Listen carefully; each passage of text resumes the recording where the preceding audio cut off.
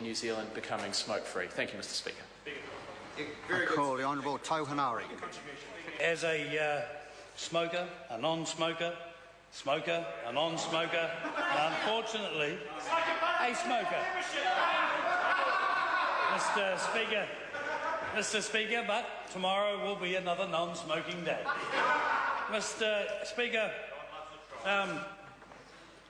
that speech that we heard there was from a man who has never ever had to worry about giving up smoking after 20-odd years, 25 years. It's so easy. It's so easy for that person to come into the House and pontificate about this, that and the other thing and smoking in cars and blah, blah, blah. But the fact of the matter is that what he should have said right from the start is said, kia ora to our Minister in charge of this bill. Oh yeah, he did. But he couldn't help saying back in 1990, that's what they did. Why don't you just stick to the issue in front of you, which is kia ora to the Honourable Tariana Turia. And look, being a non-smoker, a smoker, a non-smoker, a smoker, and then hopefully a non-smoker again,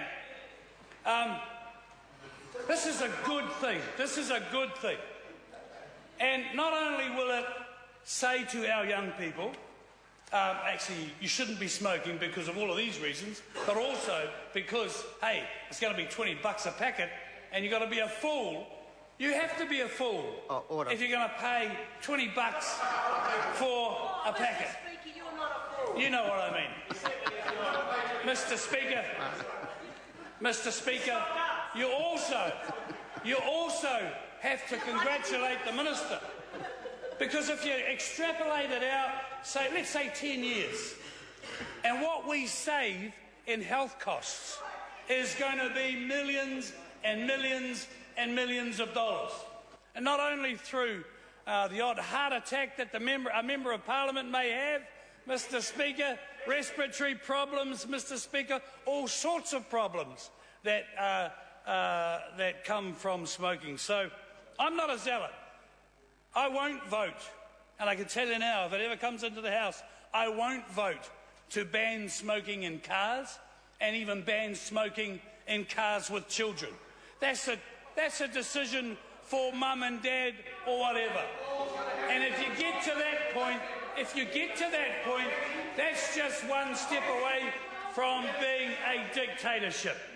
And as far as I'm concerned, I will be voting no. But other than that, Mr Speaker,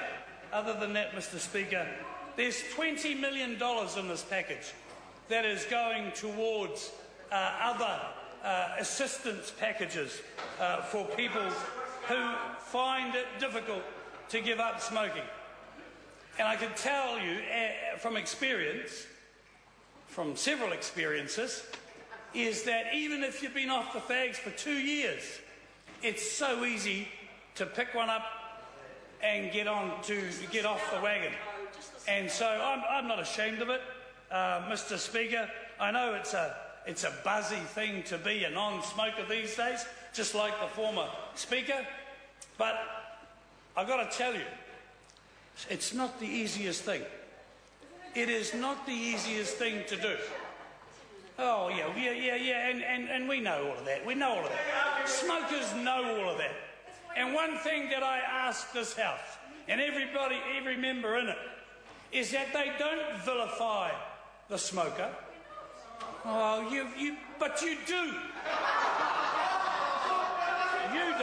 You don't, but she does, Mr Speaker. It's a very easy thing to do. It is a very easy thing to do. I wouldn't waste my breath on yelling at the Labour Party. Mr Speaker, it is easy to get up and be a zealot and tell people what to do. What we have to do is use some of that money that our Minister has saved us and got in the budget to actually prompt people in the right way to give up smoking. Kia ora. Call Darian Fenton. Thank you, Mr Speaker. Well, I'm happy to